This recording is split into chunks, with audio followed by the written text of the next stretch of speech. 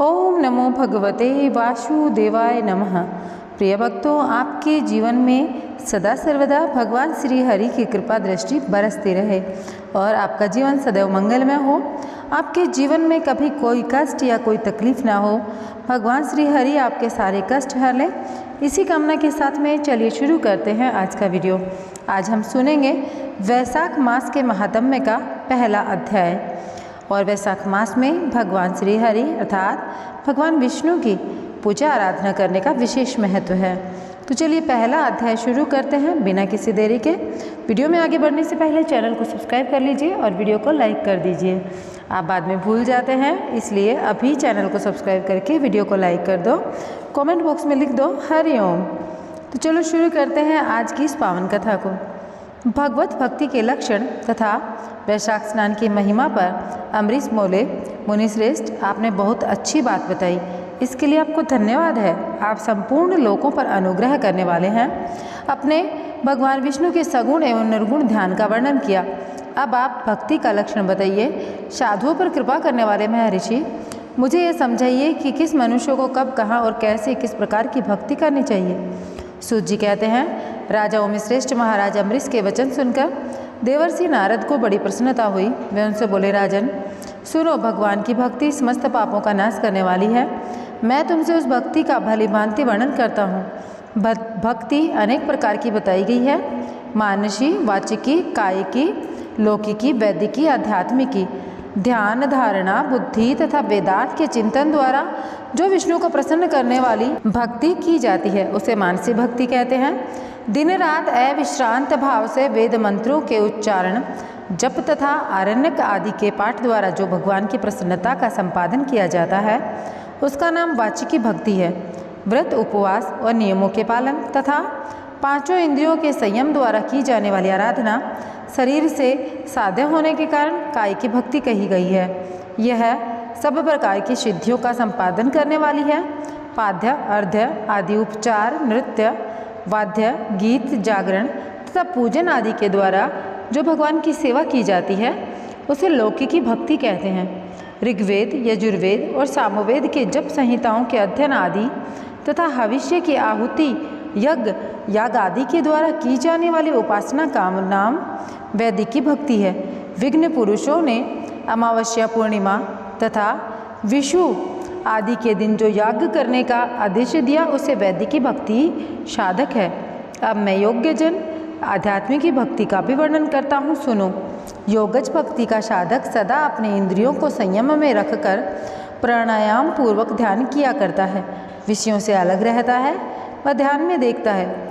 भगवान का मुख अनंत तेज से उदीप्त हो रहा है। उनकी कटी के ऊपर जो भाग है लटका हुआ यज्ञोपवीत शोभा पा रहा है। उनका शुक्ल वर्ण है, 4 भुजाएं हैं। उनके हाथों में वरद एवं अभय की मुद्राएं हैं।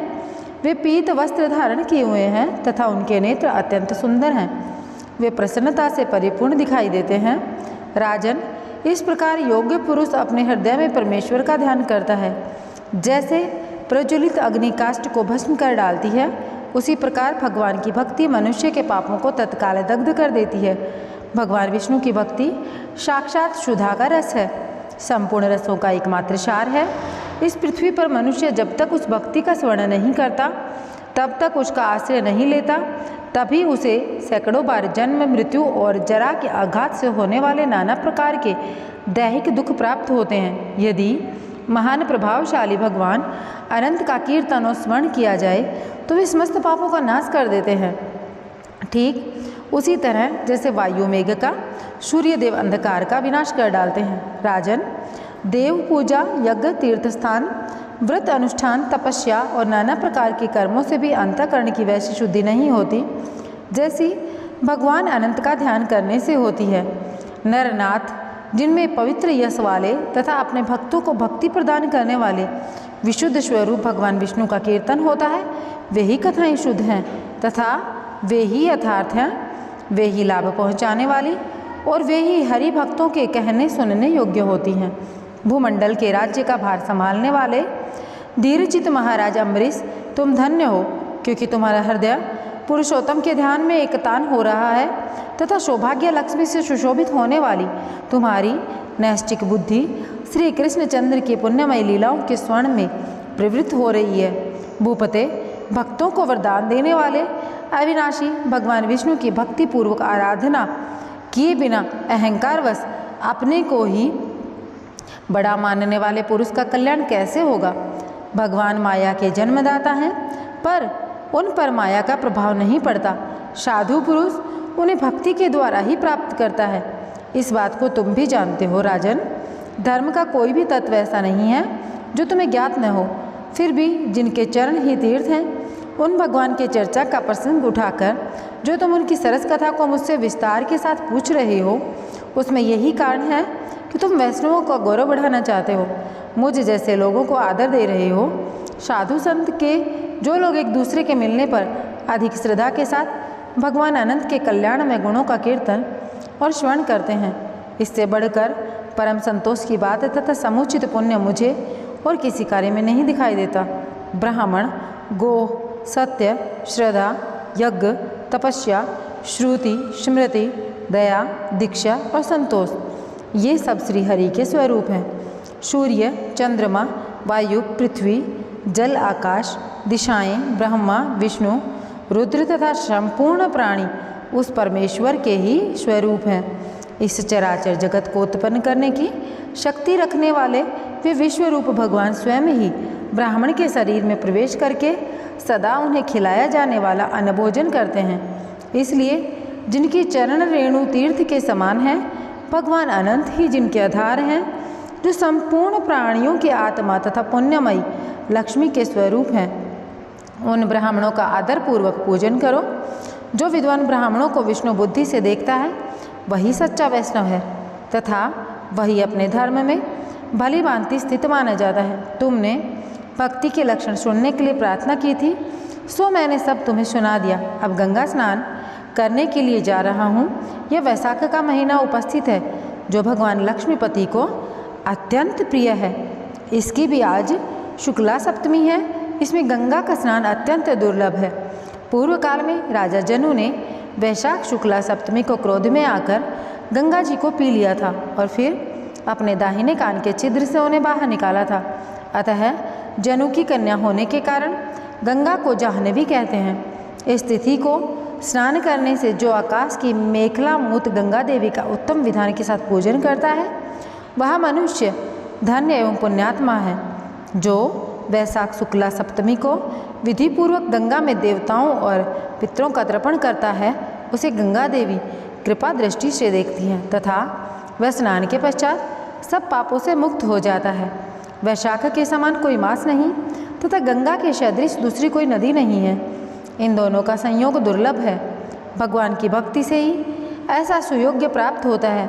गंगा जी का प्रादुर्भाव भगवान विष्णु के चरणों से हुआ है। वे ब्रह्मलोक से आकर भगवान शंकर के जटाजूट में निवास करती हैं। गंगा समस्त दुखों का नाश करने वाली है। वे अपने 3 स्रोतों से निरंतर प्रवाहित होकर तीनों लोकों को पवित्र करती हैं। उन्हें स्वर्ग पर चढ़ने के लिए सीढ़ी माना गया है। वे सदा आनंद देने वाली, नाना प्रकार के पापों को हरने वाली, संकट से तारने वाली, भक्तजनों के अंतःकरण में दिव्य प्रकाश फैलाने की लीला से सुशोभित होने वाली, सगर के पुत्रों को मोक्ष प्रदान करने वाली, धर्म मार्ग में लगाने वाली तथा 3 मार्गों से प्रवाहित होने वाली हैं। गंगा देवी तीनों लोकों का श्रृंगार हैं। वे अपने दर्शन, स्पर्श, स्नान, कीर्तन, ध्यान और सेवन से हजारों पवित्र तथा अपवित्र पुरुषों को पावन बनाती रहती हैं। जो लोग दूर रहकर भी तीनों समय गंगा गंगा गंगा इस प्रकार उच्चारण करते हैं, उनके 3 जन्मों का पाप गंगा जी नष्ट कर देती हैं। जो मनुष्य 1000 योजन दूर से भी गंगा का स्मरण करता है, वह पापी होने पर भी उत्तम गति को प्राप्त होता है। राजन, वैशाख शुक्ला सप्तमी को गंगा जी का दर्शन विशेष दुर्लभ है। भगवान श्री विष्णु और ब्राह्मणों की कृपा से उस दिन उनकी प्राप्ति होती है। वैशाख के समान महीना और विष्णु के समान कोई देवता नहीं है, क्योंकि पाप के समुद्र में डूबते हुए मनुष्य के लिए माधव ही जहाज का काम करते हैं। माधव मास में जो भक्तिपूर्वक दान, जप, हवन व स्नान आदि शुभ कर्म करता है, उनका पुण्य अक्षय तथा 100 करोड़ गुना अधिक होता है। जिस प्रकार देवताओं में विश्वात्मा भगवान नारायण देव श्रेष्ठ हैं, जैसे जप करने योग्य मंत्रों में गायत्री सबसे उत्कृष्ट है, उसी प्रकार नदियों में गंगा जी का स्नान सबसे ऊंचा है। जैसे संपूर्ण स्त्रियों में पार्वती, तप करने वालों में सूर्य, लाभों में आरोग्य लाभ, मनुष्यों में ब्राह्मण, पुण्यों में परोपकार, विद्याओं में वेद, मंत्रों में प्रणव, ध्यानों में आत्मचिंतन, तपस्याओं में सत्य और स्वधर्म पालन, शुद्धियों में आत्मशुद्धि, दानों में अभयदान तथा गुणों में लोभ का त्याग ही सबसे प्रधान माना गया है, उसी प्रकार सब मासों में वैशाख मास अत्यंत श्रेष्ठ है। पापों का अंत वैशाख मास में प्रातः स्नान करने से ही होता है, अंधकार का अंत सूर्य के उदय से तथा पुण्यों का अंत दूसरों की बुराई और चुगली करने से होता है। राजन, कार्तिक मास में जब सूर्य तुला राशि पर स्थित हो, उस समय जो स्नान दान आदि पुण्य कार्य किए जाते हैं, उसका पुण्य परार्ध गुना अधिक होता है। माघ मास में जब मकर राशि पर सूर्य हो, तो कार्तिक की अपेक्षा 1000 गुना उत्तम फल प्राप्त होता है, और वैशाख मास में मेष की संक्रांति होने पर माघ से भी 100 गुना अधिक पुण्य फल प्राप्त होता है। वे ही मनुष्य पुण्यात्मा और धन्य हैं जो वैशाख मास में प्रातःकाल स्नान करके विधि विधान से भगवान लक्ष्मीपति की पूजा करते हैं। वैशाख मास में सवेरे का स्नान यज्ञ, दान, उपवास, हविष्य, भक्षण तथा ब्रह्मचर्य का पालन ये महान पातकों का नाश करने वाले हैं। राजन, कलयुग में वैशाख का महीना गुप्त नहीं है, क्योंकि उस समय वैशाख स्नान का महात्म्य अश्वमेध यज्ञ के अनुष्ठान से भी बढ़कर है। कलयुग में परम पावन अश्वमेध यज्ञ का अनुष्ठान नहीं हो सकता, उस समय वैशाख मास के स्नान ही अश्वमेध यज्ञ के समान विहित है। कलयुग के अधिकांश मनुष्य पापी होंगे, उनकी बुद्धि पाप में आसक्त होगी, अतः वे अश्वमेध यज्ञ के पुण्य को, जो स्वर्ग और मोक्ष का फल प्रदान करने वाला है, नहीं जान सकेंगे। उस समय के लोग अपने पापों के कारण नरक में पड़ेंगे। अतएव कलयुग के लिए अश्वमेध का प्रचार कम कर दिया गया है और उसके स्थान पर वैशाख मास के स्नान का विधान किया गया है। प्रिय भक्तों, यहाँ पर वैशाख मास के पहले दिन की जो कथा है वह संपन्न होती है। अगर आप लोगों को थोड़ी सी भी कथा पसंद आई हो, वीडियो को लाइक कीजिएगा और भगवान श्री हरि के चरणों में अपनी तरफ से ओम नमो भगवते वासुदेवाय नमः अवश्य लिखिएगा।